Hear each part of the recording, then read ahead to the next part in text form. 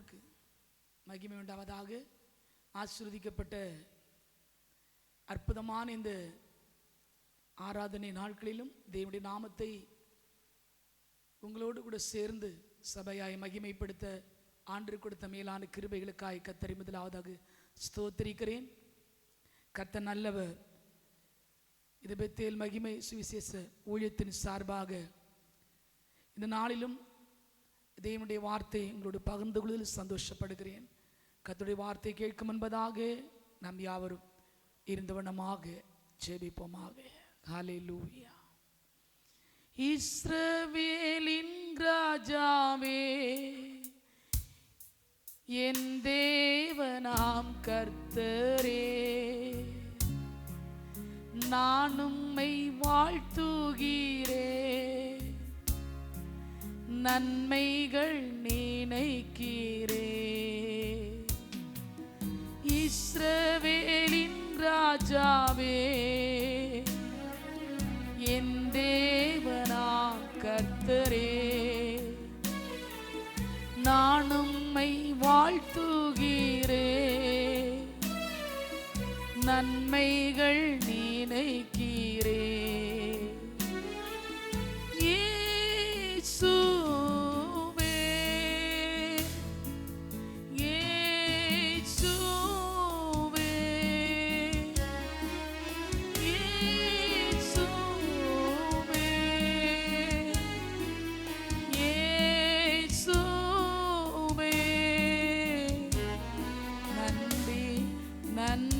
ராஜா, உம் அளவில்லா அன்பிற்காக நன்றி நன்றி ராஜா, உம் அளவில்லா அன்பிற்காக நன்றி நன்றி ராஜா, நன்றி நன்றி ராஜா. ஸ்தோத்திரிக்கிறோம் அப்பா. மகா கிருபையும் பரிசுத்தமும் அன்பு நிறைந்த எங்கள் நல்ல ஆண்டவரை, ஆசீர்வதிக்கப்பட்டதான அற்புதமான இந்த ஆராதனை பகுதியிலும் நம்முடைய நாமத்தை மகிமைப்படுத்தும்படியாய் நம்முடைய திரு சமூகத்தில் நாங்கள் கூடி வந்திருக்கிறோம். இந்த நாளிலும் நம்முடைய மாறாத பிரசன்னம் நம்முடைய பிள்ளைகளை நிரப்பும்படியாய் ஜெபிக்கிறப்பா. நம்முடைய பிள்ளைகள் ஆண்டவரே அப்பா, என்ன தேவைகளோடு நம்முடைய பாதம் அமர்ந்திருக்கிறாள் என்பதை நாங்கள் அறியும் என்பதாக நீர் அறிந்திருக்கீங்கப்பா. ஸ்தோத்திரிக்கிறோம் ஆண்டவரே. உடைய மக்களுடைய விசுவாசத்தின்படி ஒவ்வொரு பிள்ளையுடைய வாழ்க்கையிலும் அற்புதம் செய்வீராக ராஜா. நம்முடைய நாம மகிமை பெறட்டும். வார்த்தை நிமித்தமான ஒரு விடுதலையும் சந்தோஷமும் மன மகிழ்ச்சியும் ஒவ்வொரு உள்ளங்களையும் நிரப்பட்டும் அப்பா. நம்முடைய நாமத்தை நாங்கள் ஒப்புக் கொடுக்கிறோம். நீரை பெரிய காரியங்களை செய்யும். நம்முடைய சித்தம் மாத்திரம் நிறைவேறட்டும். அடிமை மறைத்த நீர் மாத்திரம் வெளிப்படும். இயேசுவின் நாமத்தில் ஜெபிக்கிறோம் நல்ல பிதாவே, ஆமென் ஆமென். ஹல்லேலூயா. ஸ்தோத்திரம். கர்த்தர் நல்லவர். இந்த ஆசீர்வதிக்கப்பட்ட மனமகிழ்ச்சியான நல்ல வேளைக்காக கர்த்தரை நான் ஸ்தோத்திரிக்கிறேன். கடந்து வந்திருக்கிற ஒவ்வொரு தெய்வ பிள்ளைகளுக்கும் ஆண்டவராகிய இயேசுவின் நாமத்தில் மறுபடியும் அன்பான வாழ்த்துக்களையும் நன்றி சொல்லிக் கொள்கிறோம். கர்த்தர் நல்லவர். இந்த நாளிலும் கூட நாம் தேவனுடைய வார்த்தைக்கு நேராக நாம் கடந்து செல்ல போகிறோம்.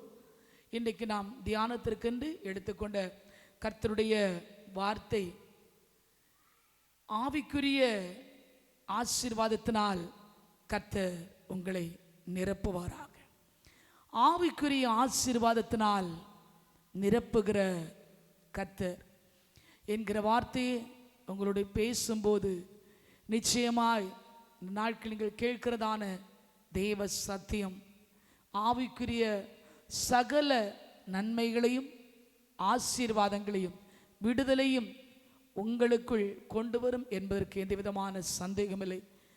என் ஆண்டவராகிய தேவன் அப்படிப்பட்ட நன்மையினாலும் ஆசீர்வாதத்தினாலும் உங்களை அளவில்லாமல் நிரப்பவே நிரப்புவாராக.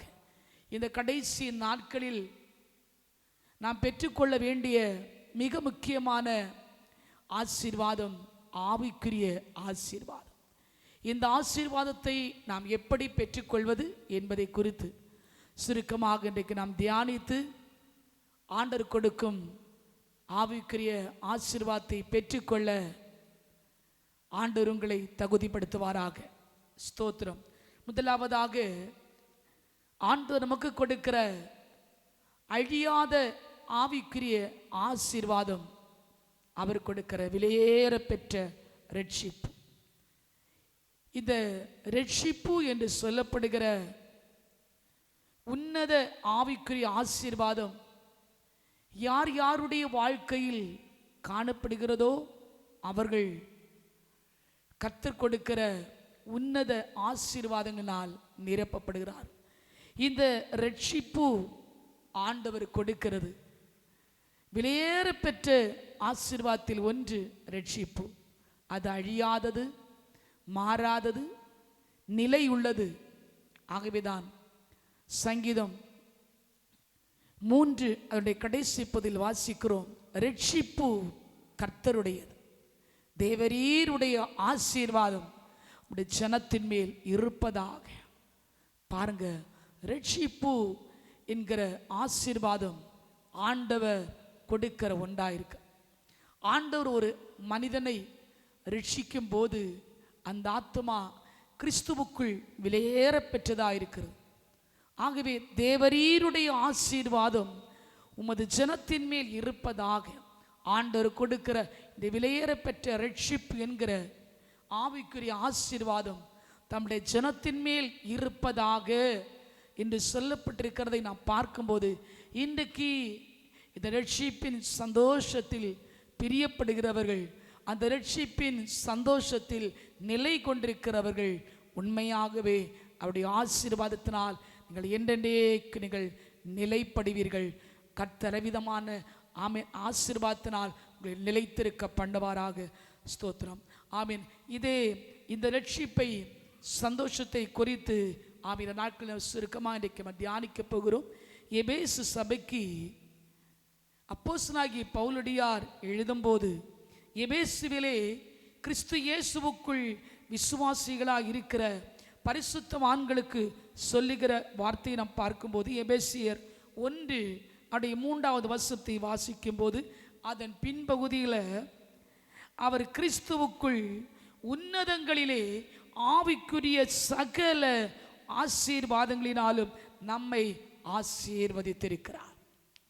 அன்புக்குரிய தேவ பிள்ளைகளே, அவர் கிறிஸ்துவுக்குள் உன்னதங்களிலே ஆவிக்குரிய சகல ஆசீர்வாதங்களினாலும் நம்மை ஆசீர்வதித்திருக்கிறார் என்பதை பார்க்கும்போது, இன்றைக்கு நம்ம இப்போது சொல்லப்பட்ட இந்த வசனத்தின்படி முதலாவது ஆவிக்குரிய ஆசீர்வாதம் ரட்சிப்பு என்பதை நாம் அறிந்தவர்களாக, அந்த உன்னத ஆசீர்வாதத்தின் முதலாவது நமக்கு கொடுக்கப்படுகிற இந்த ரட்சிப்பை நாம் சுதந்தரித்து கொண்டிருப்போம் என்று சொன்னால், இந்த ரட்சிப்பை நாம் முடிவறிந்தும் காத்துக்கொள்ள ஆண்டவராகிய தேவன் நமக்கு உதவி செய்வாராக. ஆகவேதான் மத்தேயு 6:33 நாம் வாசிக்கிறோம், முதலாவது தேவனுடைய ராஜ்யத்தையும் அவருடைய நீதியும் தேடுங்கள், அப்பொழுது இவைகள் எல்லாம் உங்களுக்கு கூட கொடுக்கப்படும். ஸ்தோத்திரம். ஆவிக்குரிய உன்னத ஆசீர்வாதத்தில் விலையேற பெற்ற அந்த ரட்சிப்பை எபேசு சபையார் பெற்றுக்கொள்ள வேண்டும் என்பதை குறித்து முதலாவது சொல்லப்பட்டிருக்கிற நாம் பார்க்கும்போது, வெளிப்படுத்தின விசேஷத்தில் முதல் சபைக்கு பரிசுத்த யோவானை கொண்டு அவர் சொல்லும்போது, ஆதியிலே கொண்டிருந்த அன்பை விட்டா என்று எபேசு சபைக்கு சொல்லப்பட்ட அந்த வார்த்தை, இழந்து போன அந்த ரட்சிப்பின் சந்தோஷம், இழந்து போன அந்த தேவ அன்பு மறுபடியுமாய் பெற்றுக்கொள்ளும்படியாய் எபேசு சபைக்கு ஒரு அறைகுவலாக தூதன் மூலமாய் அந்த சத்தம் வெளிப்பட்டது. தூதன் மூலமாய் அது எழுதி கொடுக்கப்பட்டது. அன்புக்குரிய தேவனுடைய பிள்ளைகளே, நாமும் அந்த விலையேறப்பட்ட ரட்சிப்பை நம்முடைய வாழ்நாளில் ஒருபோது நாம் இழந்து விடாதபடி அந்த ஆவிக்குரிய ஆசீர்வாதத்தினுடைய அந்த ரட்சிப்பை நாம் முடிவறியும் நாம் காத்துக்கொள்ள ஆண்டவராகிய தேவன் நமக்கு உதவி செய்வாராக. ஆண்டவருக்கு ஸ்தோத்திரம். இப்போ முதலாக அந்த ரட்சிப்புடைய சந்தோஷத்தை நாம் பெற்றுக்கொள்ள வேண்டும். ஸ்தோத்திரம். 3 யோவான் ஒன்றில் நாம் வாசிக்கிறோம், பிரியமானவனே, உன் ஆத்துமா வாழ்கிறது போல நீ எல்லாவற்றிலும் வாழ்ந்து சுகமாய் இருக்க வேண்டும் என்று. பாருங்க, சுகமாய் இருக்க வேண்டும் என்று விரும்புகிறேன் என்று சொன்ன வார்த்தை, அந்த வேண்டுதல், அந்த விருப்பம், இதை நாம் நினைத்து பார்க்கும்போது அந்த ரட்சிப்பில் நாம் சந்தோஷமாய் காணப்படும் போது நம்முடைய ஆத்துமா கிறிஸ்து இயேசுவுக்குள் ஆமென் அதன் நன்மையை சுதந்தரித்துக் கொள்கிறது. ஆண்டவர் சுகத்தோடு ஆமென் பலத்தோடும் ஆவிக்குரிய ஆசீர்வாதத்திலே முதலாவது சொல்லப்பட்ட அந்த ரட்சிப்பின் சந்தோஷத்தோடு வாழ கர்த்தர் நமக்கு கிருபை செய்கிறார். புதிய ஏற்பாட்டு காலத்தின் நாம் வாசிக்கும் போது அப்போஸ்தலர் நடபடிகள் 2ஆம் அதிகாரம் 47வது வசனத்தில், ஆதி அப்போஸ்தலர் நாட்களில் அந்த ரட்சிப்பு அதிகமாய் ஆமென் பலனடைந்தது. அந்த ரட்சிப்பு ஜனங்களுக்குள்ளாய் மிகுந்த சந்தோஷத்தை கொண்டு வந்தது. அங்கு பார்க்கும்போது ரட்சிக்கப்படுகிற ஜனங்களை கர்த்தர் அனுதினமும் சபையிலே அவர் கொண்டு வந்தார் என்பதை பார்க்கிறோம். ரட்சிக்கப்படுகிற ஜனங்கள் ஆமென் ஆமென் தினந்தோறும் சபையிலே சேர்க்கப்படுகிற அந்த அனுபவம் அந்த நாட்களிலே காணப்பட்டது. பெந்தெகோஸ்து நாளில் இறங்கின அந்த பரிசுத்த ஆமென் ஆவியானவர் அநேக ஜனங்களை சபைக்குள் கொண்டு சேர்த்திருக்கிறார். அது எப்படிப்பட்ட ஜனங்கள்? ரட்சிக்கப்படுகிற ஜனங்கள், சாதாரணப்பட்ட ஜனங்கள் அல்ல. வசனத்தை கேட்டு விசுவாசித்து ஆமென் ரட்சிக்கப்பட்ட ஜனங்கள் சபையிலே ஆமென் 3000 5000 ஆமென் பல ஆயிரக்கணக்கான மக்கள் சபையிலே சேர்க்கப்பட்டார்கள் என்பதை பார்க்கிறோம். ஆகவே இந்த நாட்களிலே தேவனுடைய நாமத்தில் ஆமென் கேட்டுக்கொண்டிருக்கிற தெய்வ பிள்ளைகளே, நாமும் ஸ்தோத்திர நாட்களில் ஆமென் தெய்வ சமூகத்தில் நம்ம ஜெபிக்கிற ஜெபங்கள், தேவனுடைய சமூகத்தில் நாம் கேட்கிற தேவனுடைய வார்த்தைகள் ரட்சிப்புக்கு ஏதுவாக நம்மை வழிநடத்தும் என்பதை நாம் ஒருபோதும் மறந்து போகக்கூடாது. ஸ்தோத்திரம். ஆமென். எந்த இடத்திலே நாம் ஸ்தோத்திரம் ஆமென் தேவனுடைய வார்த்தை நாம் கேட்கிறோமோ, எந்த இடத்திலே தேவனுடைய வார்த்தை நமக்கு கொடுக்கப்படுகிறதோ, அந்த வார்த்தை நம்முடைய உள்ளத்தில் கடந்து போகும்போது விலையேறப்பட்ட ரட்சிப்பை நமக்கு கொண்டு வருகிறது. ஆகவே தேவனுடைய சத்தியத்தை அறிந்திருக்கிற உங்களுக்குள்ளே, ஒருவேளை தேவனுடைய சத்தியத்தை அறியாமல் இருக்கிற ஆமீன் உங்களுக்குள்ளே கர்த்தர் இந்த நாட்களிலே அந்த ரட்சிப்பை உங்களுக்கு கொடுக்கும்படியாய், அந்த ரட்சிப்பை பரிபூர்ணப்படுத்தி தரும்படியாய் ஆண்டவர் வல்லவராகவே காணப்படுகிறார். லூக்கா சுவிசேஷம் 19ஆம் அதிகாரம் 1 முதல் வாசிக்கும் போது நாம் அங்கே ஒரு மனிதனை குறித்து பார்க்க முடிகிறது. சூத்திரம் சகேயு எனப்பட்ட ஒரு மனிதன். அவர் எப்படிப்பட்டவராய்? ரட்சிப்புக்கு தூரமாய் காணப்பட்ட ஒரு மனிதன். ஆனால் அவருக்குள் வந்த ஒரு வாஞ்சை, நான் இயேசுவை பார்க்க வேண்டும், இயேசு எப்படிப்பட்டவரோ என்பதை நான் அறிந்து கொள்ள வேண்டும் என்று சொல்லி அது வகை தேடி அவன் ஓடி போகிறான். ஸ்தோத்திரம். ஆமீன். கடந்து போகிற இடத்துல ஒரு காட்டத்தி மரத்தில் ஏறி இயேசுவை பார்க்க ஆமேன் ஆவலோடு காத்திருக்கிறார். ஆனால் அந்த இடத்துல இயேசு ஆமேன் சகையுவை பார்க்கிறார்.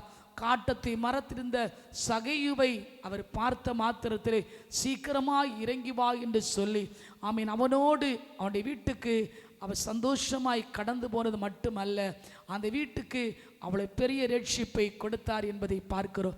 19ஆம் அதிகாரம் 10வது வசனத்திலே ஆமீன் ஆண்டவராய் இயேசு கிறிஸ்து இந்த வீட்டுக்கு ரட்சிப்பு வந்ததென்று சொல்லி அந்த ரட்சிப்பை சகையினுடைய இல்லத்திலே கொடுத்து அந்த மகிழ்ச்சியை ஆமீன் உருவாக்கினார் என்று சொன்னார். உங்களுடைய வாழ்க்கையிலும் நீங்கள் இழந்து போன ஆமீன் சந்தோஷத்தை திரும்ப கொடுக்க, நீங்கள் இழந்து போன அந்த ரட்சிப்பின் சந்தோஷத்தை உங்கள் வாழ்க்கையிலே ஆண்டவர் அற்புதமாய் கொடுக்க ஆண்டவர் வல்லவராயிருக்கிறார். காரணம், ரட்சிக்கப்பட்ட தேவ பிள்ளையுடைய ஆமீன் பெயர் ஜீவ புஸ்தகத்தில் எழுதப்படுகிறது. ஆமீன். ஆத்மா ரட்சிக்கப்பட்டு ஞானஸ்நானம் எடுத்து அவரோடு நாம் ஐக்கியப்படும் போது ஆமீன் அந்த ரட்சிப்புடைய சந்தோஷம் ஜீவ புஸ்தகத்தில் உங்கள் பெயர் எழுதப்படுகிறது. ஹல்லேலூயா. ஆகவே இந்த நாளிலே தேவனுடைய வார்த்தை கேட்டுக்கொண்டிருக்கிற என் அன்பு தேவனுடைய பிள்ளைகளே, உங்களை ஆண்டவர் தேவ பிள்ளையாய் மாற்றி யோவான் 1:12 படியாக அவருடைய நாமத்தின் மேல் விசுவாசம் உள்ளவர்களாய் அவரை ஏற்றுக்கொண்ட பிள்ளைகள் இந்த உலகத்தில் எத்தனை பேராயிருந்தாலும், இவ்வளவு கோடி ஜனமாயிருந்தாலும் ஆமீன் ஸ்தோத்திரம் ஆண்டவருக்கு மகிமை உண்டாகட்டும். அவர்களுக்கு தேவ பிள்ளைகளின் நம் அதிகாரத்தை ஆண்டவர் கொடுத்து அந்த ரட்சிப்பின் பாதையிலே அவர் வழி நடத்துகிறார் என்பதை பார்க்கிறோம். அன்பான தேவனுடைய பிள்ளைகளை, இந்த நாளிலும் கூட தேவனுடைய வார்த்தை கேட்கிற நீங்கள் அந்த ரட்சிப்பிலே ஒவ்வொரு நாளும் பரிபூர்ணம் அடைந்து கொண்டவர்களாய் காணப்பட, அந்த ரட்சிப்பு நிறைவேற நாம் ஒவ்வொரு நாளும் பிரயாசப்பட்டு கொண்டிருக்கும் போது நிச்சயமாய் கடைசி வரைக்கும் இந்த ரட்சிப்பின் சந்தோஷத்தில் நீங்கள் நிலை கொண்டிருக்க கர்த்தர் உதவி செய்வாராக. இரண்டாவதாக, ஆவிக்குரிய உன்னத ஆசீர்வாதத்தில் நமக்கு கொடுக்கப்பட்ட மிக சிறந்த ஒரு ஆசீர்வாதம் பரிசுத்த ஆவி. இந்த பரிசுத்த ஆவி ஆண்டவர் நமக்கு கொடுக்க வல்லவராக இருக்கிற. எத்தனை நாட்களே பரிசுத்த ஆவியை நீங்கள் பெற்றுக் கொண்டிருக்கிறீர்களோ உங்கள் வாழ்க்கையிலே மெய்யான ஒரு சந்தோஷம் கடந்து வருகிறது. ஆகவேதான் எபேசு சபைக்கு நாம் வாசிக்கிறோம். எபேசியர் 5ஆம் அதிகாரத்திலே நாம் வாசிக்கும் போது அங்கே அருமையாய் சொல்லப்பட்டிருக்கிறது. ஸ்தோத்திரம். ஆண்டவர் தம்முடைய பிள்ளைகளுக்கு எப்படிப்பட்ட ஆவியை, தம்முடைய பரிசுத்த ஆவியை அளவில்லாமல் கொடுத்திருக்கிறார் என்பதை பார்க்கிறோம். எபேசியர் 5ஆம் அதிகாரத்தினுடைய 8வது வசனம் வாசிக்கிறோம். முற்காலத்தில் நீங்கள் அந்தகாரமாய் இருந்தீர்கள், இப்பொழுதோ கர்த்தருக்குள் வெளிச்சமாய் இருக்கிறீர்கள், வெளிச்சத்தின் பிள்ளைகளாய் நடந்து கொள்ளுங்கள். ஹல்லேலூயா. ஆண்டவருக்கு மகிமை உண்டாகட்டும். இந்த நாட்களிலே தேவன் நமக்கு கொடுக்கிற அற்புதமான ஒரு சோத்திரம் வல்லமை பரிசுத்த ஆவி, அந்த உன்னத ஆசீர்வாதத்தை ஆண்டவர் நமக்கு கொடுக்கிறார். ஆகவே தேவ சமூகத்தில் ஆண்டவர் நம்மை பிரகாசிப்பிக்கிற தேவனாய் காணப்படுகிறார். அதே 5ஆம் அதிகாரத்துடைய 18ஆம் வசனத்திலே வாசிக்கிறோம். துன்மார்க்கத்திற்கு ஏதுவான மதுபான வெறி கொள்ளாமல் ஆவியினாலே நிறைந்து சோத்திரம் ஆண்டவரை ஆராதிக்கணும். ஆவியினாலே நிறைந்து நம்ம ஜெபிக்கணும். சங்கீதங்களினாலும் கீர்த்தலினாலும் ஞான பாட்டுகளினாலும் ஒருவருக்கொரு புத்தி சொல்லி கொண்டு உங்கள் இருதயத்திலே கர்த்தரை பாடி கீர்த்தனம் பண்ணி என்று சொல்லப்பட்டிருக்கிறதை பார்க்கும்போது, ஆகவே நாம் ஆவியினாலே நிறைந்து ஜெபிக்கிற ஒரு அனுபவத்தை ஆண்டவர் இன்னும் அதிகமாய் உங்களுடைய வாழ்க்கையை ஆண்டவர் நிறைவாய் கத்தரிக் கொடுப்பாராக. ஹல்லேலூயா. ஆண்டவருக்கு மகிமை உண்டாகட்டும். கர்த்தர் நாட்களை விரும்புகிற ஒரு சந்தோஷம், நாம் ஒவ்வொருவரும் ஆவியினால் நிறைந்து கர்த்தரை நாம் ஆராதிக்க வேண்டும். ஆண்டவர் நமக்கு தந்திருக்கிற ஆவிக்குரிய சபையில நாம் ஆண்டவரை ஆவிக்குரிய அன்பிலே நிறைந்து நம்ம ஆராதித்து அந்த உன்னத ஆசீர்வாதத்தினாலே நிறையப்பட வேண்டும் என்று கர்த்தர் விரும்புகிறார். ஹல்லேலூயா. ஆகவே இந்த பரிசுத்த ஆவியானவரை எத்தனை பேர் நம்ம பெற்றுக் கொண்டிருக்கிறோமோ ஒவ்வொருடைய வாழ்க்கையிலும் ஆண்டவர் மிகுந்த சந்தோஷத்தை கட்டளையிடுவாராக. ஹல்லேலூயா. இந்த நாட்களில் இவ்வளவு துக்கத்தோடு, கவலையோடு, பாரத்தோடு, கண்ணீர் நிறைந்து உங்களுடைய வாழ்க்கை வந்திருக்கலாம்.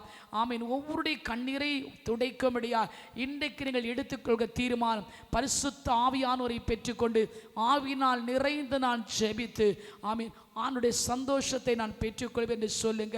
அங்குதான் எபேசியர் 1ஆம் அதிகாரத்தினுடைய 13ஆம் வசனத்தை நாம் மறுபடியும் வாசிக்கும் போது, நீங்களும் உங்கள் ரட்சிப்பின் சுவிசேஷத்தை நீங்கள் கேட்டு, ரட்சிப்பின் சுவிசேஷமாகிய சத்திய வசனத்தை கேட்டு விசுவாசிகள் ஆன போது வாக்குத்தத்தம் பண்ணப்பட்ட பரிசுத்த ஆவியால் அவருக்குள் முத்திரை போடப்பட்டீர்கள். அல்லேலூயா. ரட்சிப்பின் சுவிசேஷமாகிய சத்திய வசனத்தை கேட்டு விசுவாசிகள் ஆன போது ஆண்டவர் நமக்கு தந்திருக்கிற உன்னத ஆசீர்வாதம் பரிசுத்த ஆவி. என்றைக்கு இந்த ரட்சிப்பினுடைய சத்திய சுவிசேஷ வசனத்தை நாம் கேட்டு விசுவாசிகளாய் மாற்றப்பட்டோமோ அந்த நாட்களிலே ஆண்டவர் எப்படிப்பட்ட பரிசுத்த ஆவி கொடுத்திருக்கிறார். வாக்குத்தத்தம் பண்ணப்பட்ட பரிசுத்த ஆவியினால் அவருக்குள் நாம் முத்திரை போடப்பட்டிருக்கிறோம். ஹல்லேலூயா. எத்தனை பேருக்கு சந்தோஷமா இருக்கிறது. இன்றைக்கு வாக்குத்தத்தம் பண்ணப்பட்ட பரிசுத்த ஆவியை ஆண்டவராகிய இயேசு கிறிஸ்து அவருக்குள்ளாக ஆமே நாங்கள் முத்திரை போடப்பட்டிருக்கிறோம். ஹல்லேலூயா. முத்திரை போடப்பட்ட இந்த பரிசுத்த ஆவியை எத்தனை பேர் நீங்கள் பெற்றுக்கொண்டிருக்கிறோ உங்கள் வாழ்க்கையிலே ஒரு மெய்யான ஒரு சந்தோஷத்தை, மெய்யான ஒரு மனமகிழ்ச்சியை ஆண்டவர் இன்றைக்கே உங்களுடைய வாழ்க்கையிலே கொடுத்து உங்களை ஆசீர்வதிக்க, உன்னத ஆசீர்வாதத்தினால் உங்களை நிரப்பி நடத்த அவர் வல்லமை உள்ளவராய் இருக்கிறார். அல்லேலூயா. ஆண்டவராகிய இயேசு கிறிஸ்துவின் பரிசுத்த நாமம் மகிமைப்படுவதாக. ஆகவே இந்த நாட்களில் நாம் வாசிக்கிற இந்த வசனத்தின்படியாய் கர்த்தர் உங்களை இன்னும் மிகுதியாய் ஆசீர்வதிக்க சர்வ வல்லமுள்ள தேவனாய் இருக்கிறார்.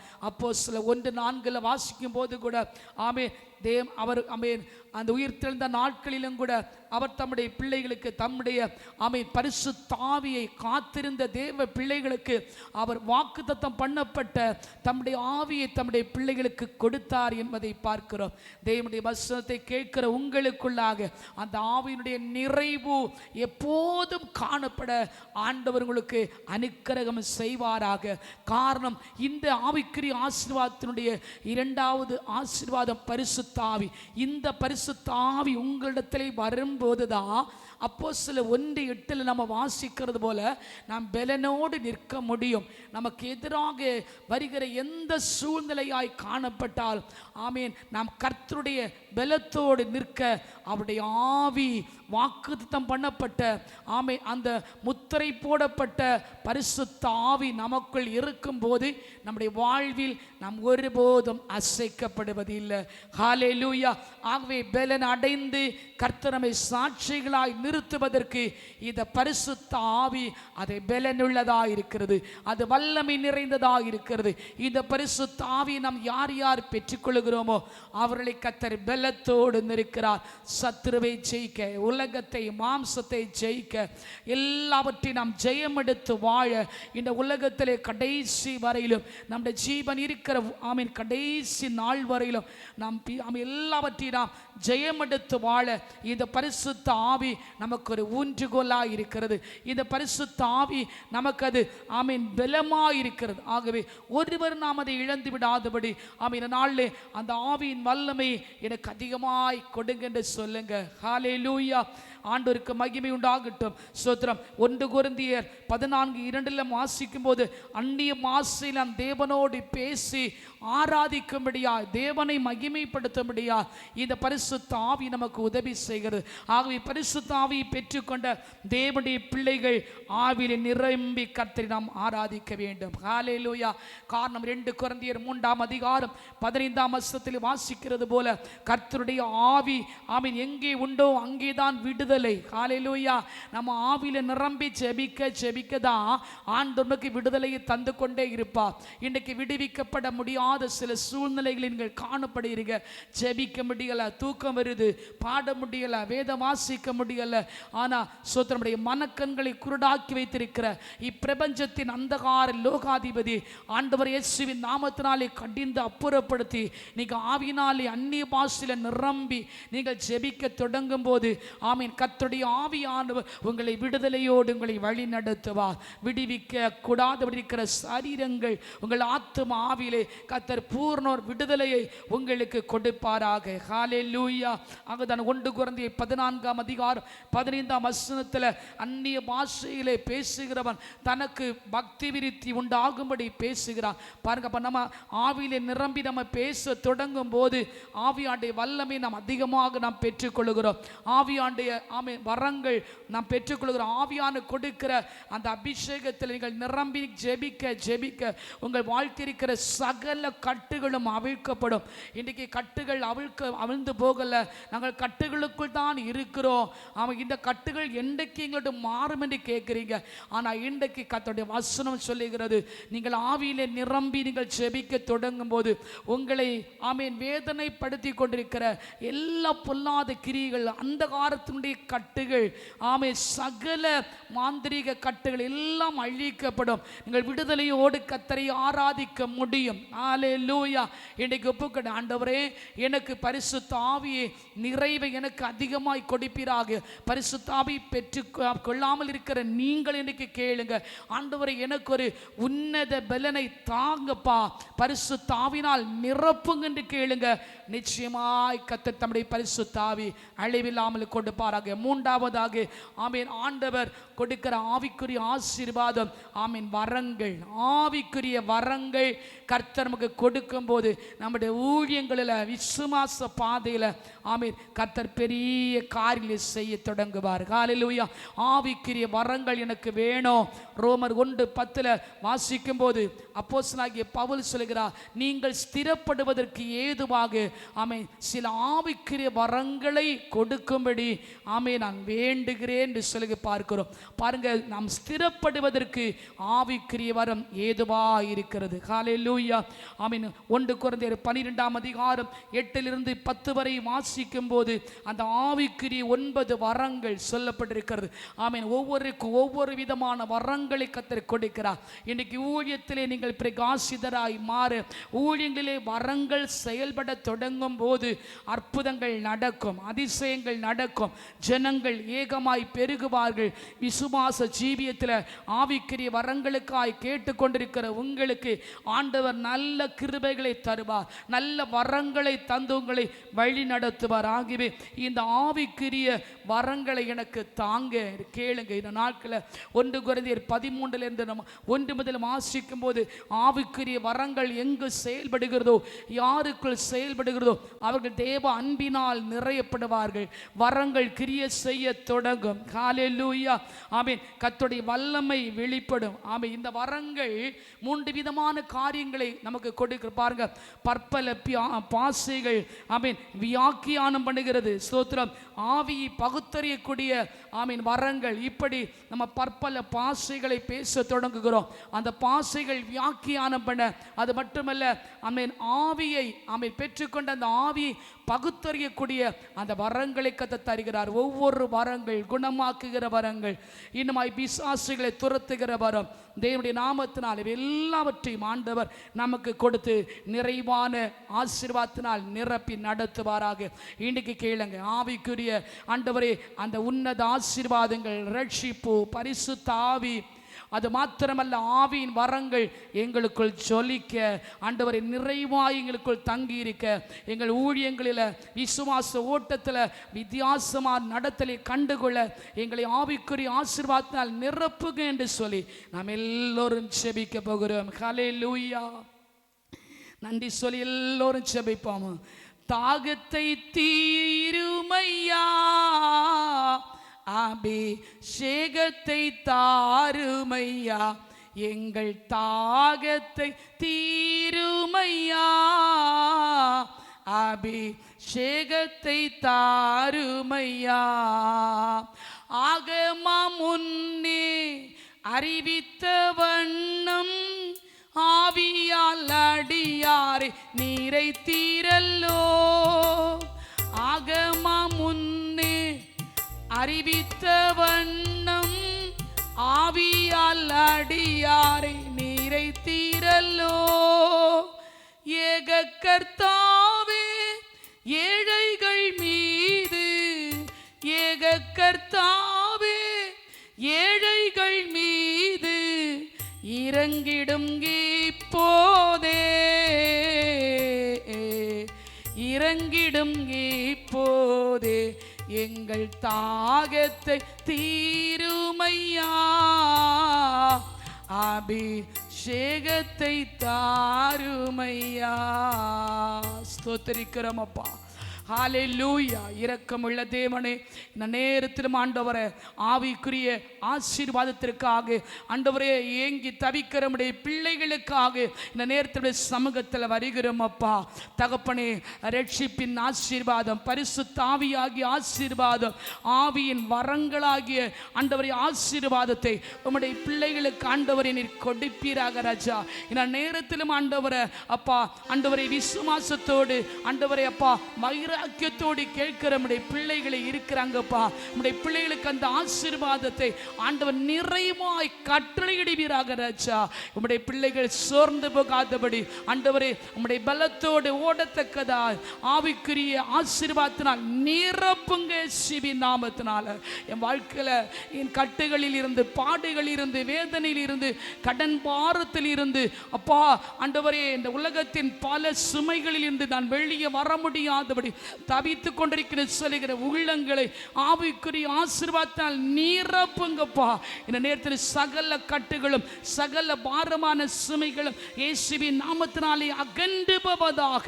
உம்முடைய கரமதை செய்கிறமைக்காக நன்றி, கோடான கோடி நன்றி சொல்லுகிறோம். உம்முடைய பிள்ளைகளை சகல ஆண்டவரே அப்பா உன்னத ஆசீர்வாதங்களினால் ஆண்டவரை நீ உமக்குள் நீர் ஆசீர்வதிக்க போகிறபடினால் உமக்கு நன்றி சொல்லுகிறோம். தொடர்ந்து பலப்படுத்தும் கிருபைக்குள் மறைத்துக் கொள்ளும் இயேசுவின் நாமத்தை ஜெபிக்கிறோம் நல்ல பிதாவே. ஆமென், ஆமென்.